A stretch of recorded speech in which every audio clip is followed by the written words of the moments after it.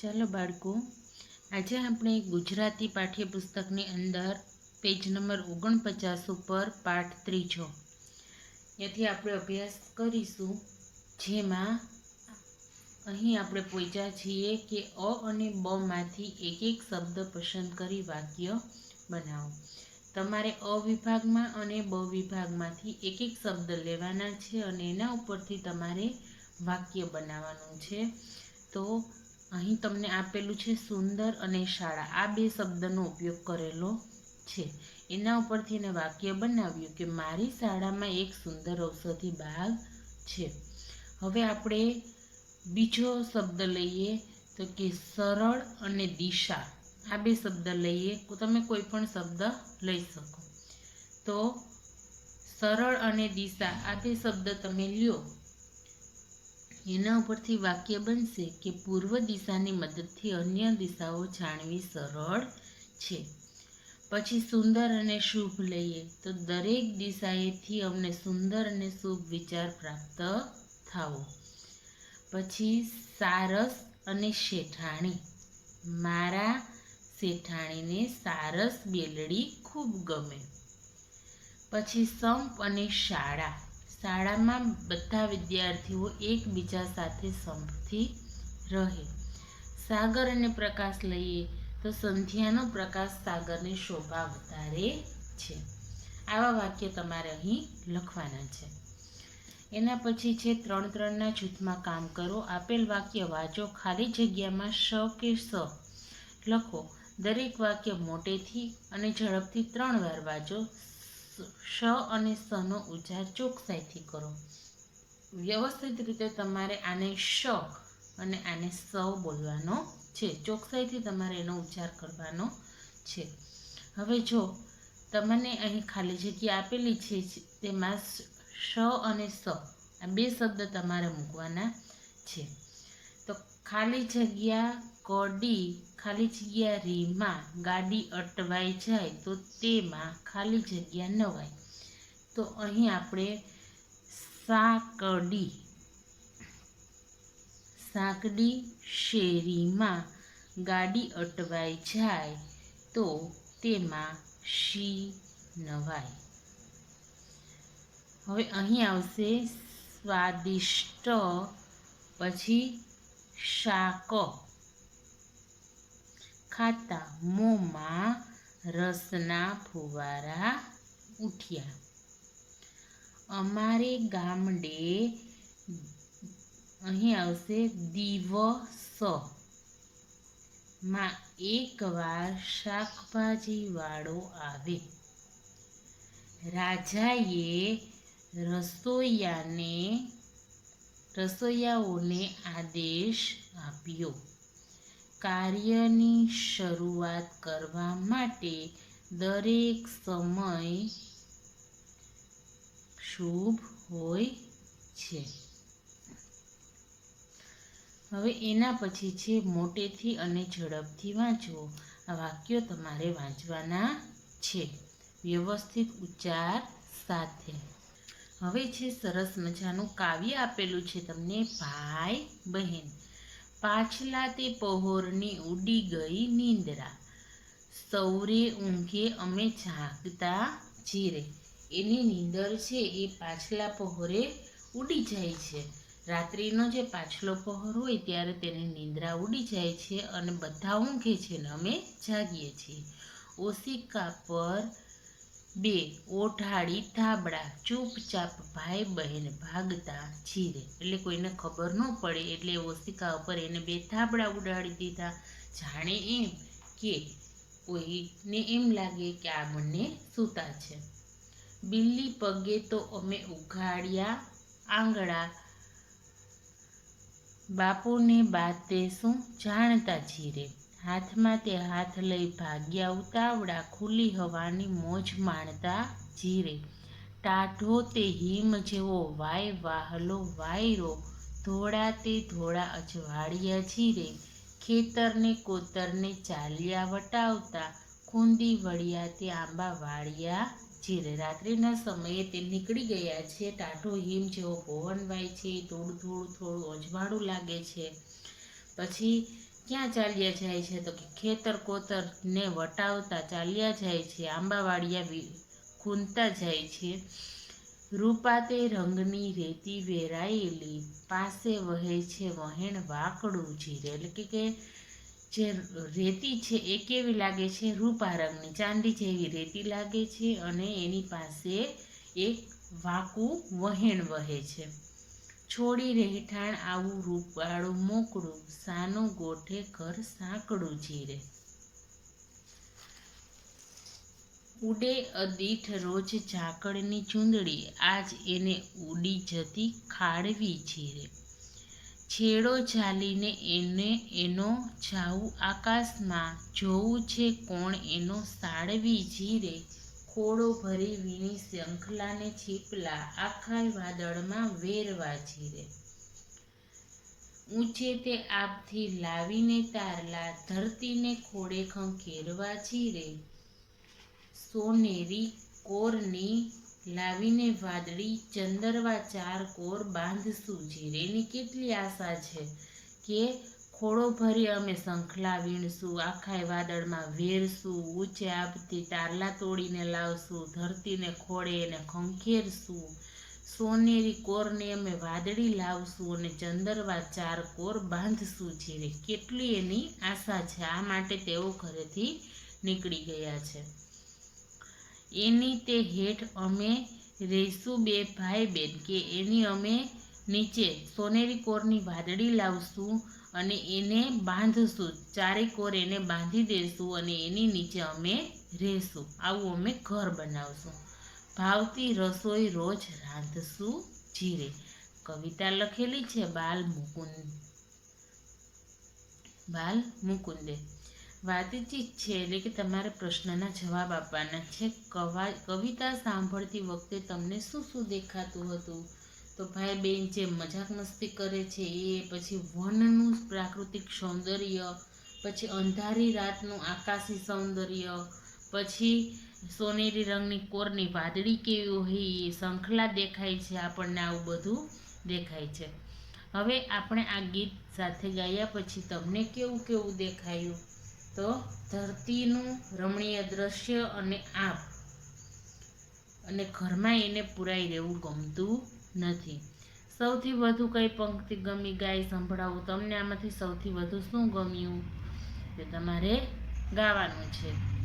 રમવા માટે તમારે ક્યારેય ઘરેથી ચૂપચાપ ભાગવું પડ્યું છે કેમ? તો એ પણ તમારે એનો જવાબ આપવાનો છે. તમારા ભાઈ બહેન સાથે તમે ક્યાં ક્યાં ગયા છો, ત્યાં શું કરેલું? તમારે તમારું ઘર બનાવવું હોય તો ક્યાં ને કેવું બનાવશો? તમે ક્યારેય રમતા રમતા ઘર બનાવ્યું છે, તેમાં કઈ વસ્તુનો ઉપયોગ કર્યો હતો? આ બધા પ્રશ્નના જવાબ તમારે જાતે આપવાના છે. હવે એના પછી છે કવિતામાં એવી કઈ કઈ વસ્તુઓ છે જે આપણે જોઈ શકીએ છીએ, અડી શકીએ છીએ, તેમજ જેને જમીન સાથે કે આકાશ સાથે કોઈ સંબંધ હોય. શોધો અને ઉદાહરણ પ્રમાણે કોઠામાં લખો.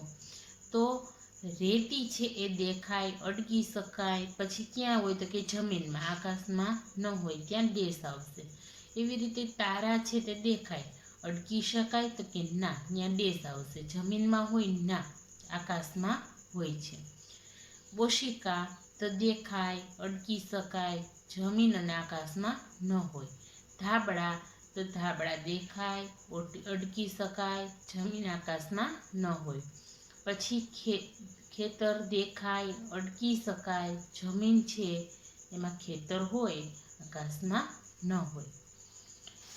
હવે જુઓ કે ભાઈ બહેને કરેલી ક્રિયાની બાજુમાં અને તે જ ક્રિયા કરવાની ઈચ્છા ધરાવે તેની બાજુમાં ઈચ્છા લખો. તો અહીં જુઓ, ઓશિકા પર ધાબળા ઓઢાડ્યા તો એની ક્રિયા કરેલી છે. આંબાવાડિયા ફરી વળ્યા તો આ ક્રિયા પણ એની કરેલી છે. ખેતર કોતર પગ પાડા ચાલ્યા તો આ ક્રિયા કરેલી છે. ભાવતી રસોઈ એને બનાવી જાય એની ઈચ્છા છે. પછી ઝાકળને ઉડી જતું રોકવું છે, આ એની ઈચ્છા છે. ધીમેથી બારણું ઉઘાડ્યું, આ ક્રિયા એને કરેલી છે. પછી ઝાકળની ચૂંદડીનો છેડો પકડી આકાશમાં જવું છે, આ એની ઈચ્છા છે. ઝાકળના બનાવનારને મળવું છે, આ પણ એની ઈચ્છા છે. ઘરની બહારના વાતાવરણની મજા માણી, આ કરેલી છે આ પ્રવૃત્તિ. શંખલા છીપલા વીણી વાદળમાં વેરવા છે, આ એની ઈચ્છા છે. આકાશથી તારા લાવી ધરતી પર ખંખેરવા છે, એ પણ એની ઈચ્છા છે. ઘરના લોકોને જાણ ન થાય તેમ ભાઈ બહેન ઘરમાંથી ચૂપચાપ ભાગી ગયા, આ કરેલી છે. જોડીમાં કામ કરો, વાક્ય વાંચો અને લીટી દોરેલા શબ્દનો અર્થ શોધી સાચાની નિશાની કરો. તો જુઓ, ઉનાળામાં સાંજના પહોરે ખુલ્લામાં ફરવા જવાથી ગરમી ઓછી લાગે છે. પહોર એટલે છાંયો નહીં, તો આવશે સમય. પહોર એટલે શું થાય? તો કે સમય. પ્રિયાને શરદી થઈ હતી એટલે મમ્મીએ આઈસ્ક્રીમ ખાવાની ના પાડી દીધી, પણ પ્રિયા રાત્રે બિલ્લી પગે રસોડામાં જઈને 2 આઈસ્ક્રીમ ખાઈ ગઈ. બિલ્લી પગે શબ્દનો અર્થ શું થશે? તો છાના માના, ધીરે ધીરે કે મ્યાઉ મ્યાઉ? તો આવશે છાના માના.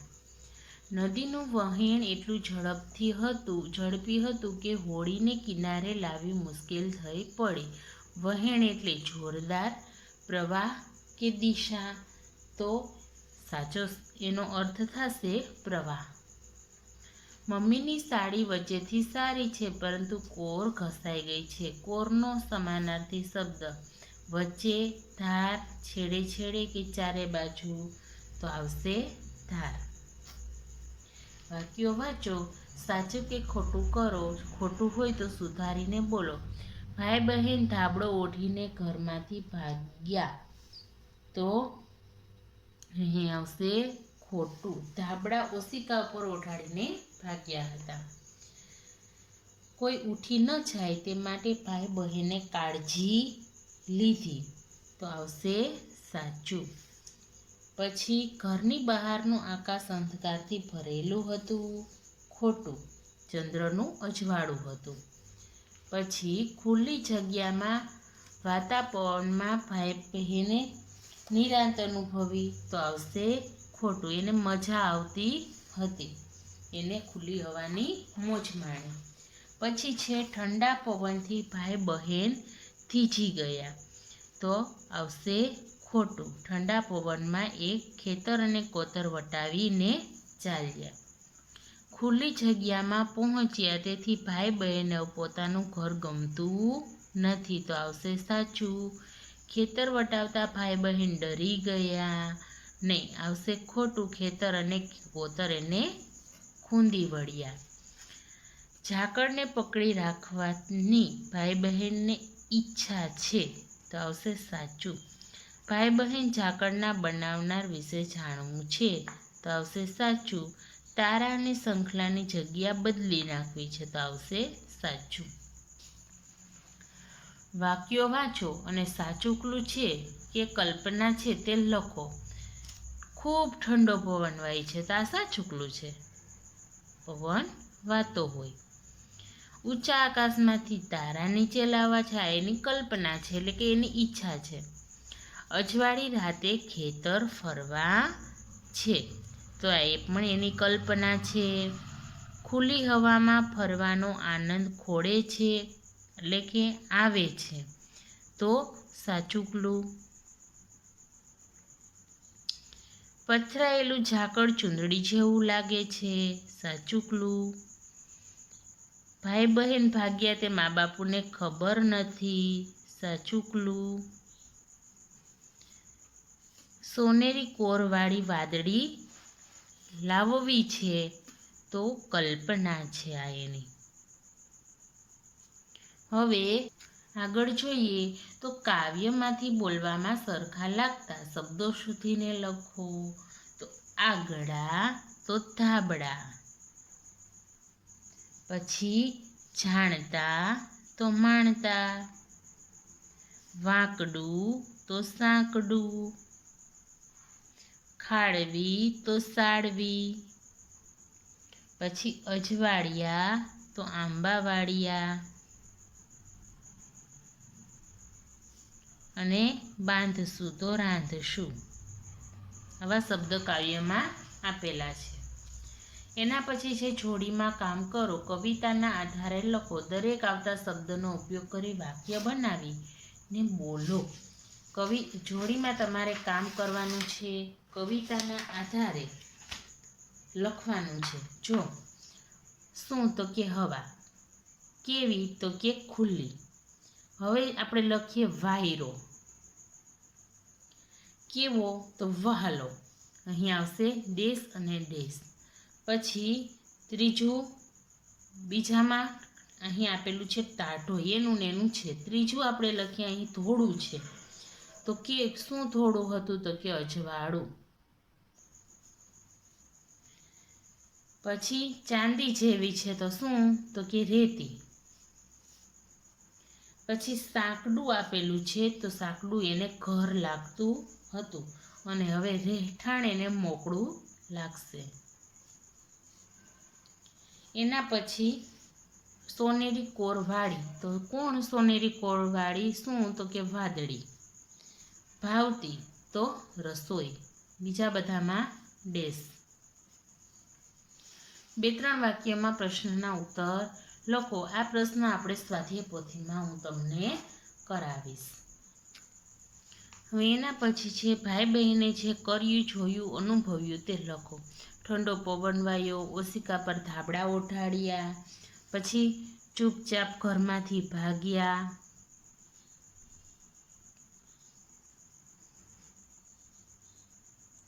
પછી અહીં આપણે લખીશું કે રૂપાળી રેતી, પછી ખેતર કોતર વટાવ્યા. ચોથા ક્રમે ખેતર કોતર વટાવ્યા. અહીં લખીશું વહેતું ઝરણું. અને છઠ્ઠા ક્રમે લખીશું આંબાવાડિયા ખૂંદી વળિયા. આંબાવાડિયું ખૂંદી વળિયા. કવિતાના આધારે ફકરો પૂર્ણ કરો, જે આપણે સ્વાધ્યાય પોથીમાં કરીશું. જોડીમાં કામ કરો. એકબીજાની સામે બેસો અને 1 મિનિટ સુધી જોયા કરો. તે પછી નીચેના શબ્દ જોડ મોટેથી વાંચો. તમારે આ શબ્દ મોટેથી બધા શબ્દ વાંચવાના છે. હવે જુઓ, તમને અહીં શબ્દ આપેલા છે, તેમાં તમારે રસ્વાઈ દીર્ઘાય, રસાવાળું દીર્ઘાવાળું, કાના માત્ર બધું લખવાનું છે. જો અહીં ઘ આપેલો છે તો આપણે એને દીર્ઘાઈ લખીશું અને બનશે ઘી. તો એનું વાક્ય લખીએ આપણે. અહીં ગાયનું ઘી મળે છે. હવે જ ઈ તો આપણે લખીશું દીર્ઘાવાળું અને શબ્દ બનશે જુઈ. તમારે અહીં વાક્ય બનાવવાનું છે કે બાગમાં જુઈનો છોડ છે. પંછડ શબ્દ બનશે અહીં દીર્ઘાવાળું અને દીર્ઘઈ 2 લખીશું અને શબ્દ બનશે પૂંછડી. તમારે એનું વાક્ય બનાવવાનું છે કે હાથીની પૂંછડી ટૂંકી હોય છે. પેન્સલ અહીં આવશે રસવઈ અને શબ્દ બનશે પેન્સિલ. પુસ્તક તો અહીં આવશે રસ્સાવાળું અને શબ્દ બનશે પુસ્તક. સંરક્ષત તો રસ્વાવાળું અને આવશે રસવઈ અને બનશે સુરક્ષિત. પછી શક્તશાળ તો શબ્દ બનશે, પહેલા આવશે રસવઈ અને પછી આવશે દીર્ઘઈ, શક્તિશાળી. હવે વાર્તા મોટેથી વાંચો અને પ્રશ્નના જવાબ લખો. જમણી બાજુએ પોપટ ને ડાબેથી પોપટી આવ્યા. માળામાં બચ્ચા એમની રાહ જોતા હતા. પોપટું એક જરાક તોફાની હતું. તે બધાને ખસેડીને આગળ આવી ગયું. પોપટીએ તેની ચાંચમાં ઈયળ મૂકી. પછી તેને પગ વડે ખસેડ્યું. પોપટીએ પોપટું બે પોપટું 4ને ખાવાનું આપ્યું. પોપટે પોપટું 5 અને 3ને. હવે કોણ તોફાની હતું? જુઓ, ઉપરના તમને આપેલા છે એમાંથી કોણ તોફાની હતું? તો કે પોપટું જરાક તોફાની હતું. પપ્પાએ કયા બચ્ચાને ખવડાવ્યું? તો 5 અને 3 બચ્ચાને ખવડાવ્યું. ઈયળના બચ્ચાનું નામ શું હશે? તો કે ઈડી અને ઈડું. પછી આ કુટુંબમાં કેટલા સભ્યો છે? તો 3 નહીં, 5 અને 3 એટલે કુલ 5 અને પોપટ અને પોપટી, તો કુલ 7 સભ્યો છે. ખોટો વિકલ્પ છે જમણેથી પોપટ આવ્યો હોય, પછી ડાબેથી પોપટી આવી હોય. તેમને જોતાં જ પોપટું એક આગળ આવ્યું, તો આવી અને આવ્યું ઉપર છેકો. એના પછી છે હસીએ. શિક્ષક કહે, પાંડવો વનવાસ માટે ક્યારે નીકળ્યા હતા? ચિંતન કહે, સાહેબ 9:15 વાગ્યે. શિક્ષક કહે, આવું કેવી રીતે કહી શકે? ચિંતન કહે, સાહેબ વનવાસનું ઉલટું વાંચો, 9:15 કે 9:15 નીકળ્યા હતા. અહીં તમને લગભગ સરખા એટલે કે સમાનાર્થી શબ્દ આપેલા છે, જેનું તમારે વાંચન કરવું અને ત્યારબાદ શબ્દપોટલી તમારે ભરવાની હોય છે. એટલે તમને જે આ પાઠમાં શબ્દો ગમ્યા તે તમારે અહીં લખવાના છે. અહીં આપણો પાઠ પૂર્ણ થાય છે.